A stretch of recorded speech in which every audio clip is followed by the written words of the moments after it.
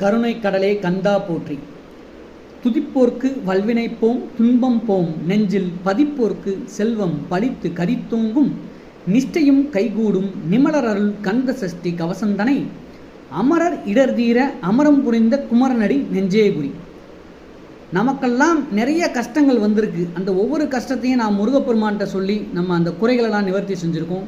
நம்மளுடைய குறைகளை அந்த முருகப்பெருமான் நிவர்த்தி செஞ்சுருக்கார். ஆனால் அந்த முருகப்பெருமானையே சீண்டி பார்த்த ஒரு கூட்டம் தான் கருப்பர் கூட்டமும் திமுகவினரும். கந்த சஷ்டி கவசத்தை எவ்வளவு இழிவுபடுத்தி பாடினாங்க அந்த கருப்பர் கூட்டம் அப்படிங்கிறது நம்ம எல்லாத்துக்குமே தெரியும். புனிதமான திருப்பரங்குன்றம் மலையில் மாட்டுக்கறியை சாப்பிட்டு அந்த புனிதத்தை கேவலப்படுத்தின விஷயமும் நம்மளுக்கு தெரியும். திருக்கார்த்திகை அதுவுமா தீபத்தூணில் அந்த தீபத்தை ஏற்ற விடாமல் தடுத்தாங்க. உயர்நீதிமன்ற உத்தரவை இருந்தும் அதை செயல்படுத்த விடலை இந்த திமுக அரசு.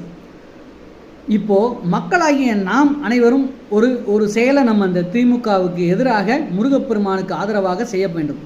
என்ன அப்படின்னா, வருகின்ற தேர்தலிலே இந்த திமுக என்னும் கொடிய அரக்கனுக்கு எதிராக வாக்களித்து நாம் அனைவரும் அந்த வெற்றியை நம்முடைய முருகப்பெருமானுடைய பாதத்திலே சமர்ப்பிக்க வேண்டும் அப்படின்னு நான் கேட்டுக்கொள்கிறேன். நாம் அனைவரும் திமுகவுக்கு எதிராக வாக்களிப்போம்.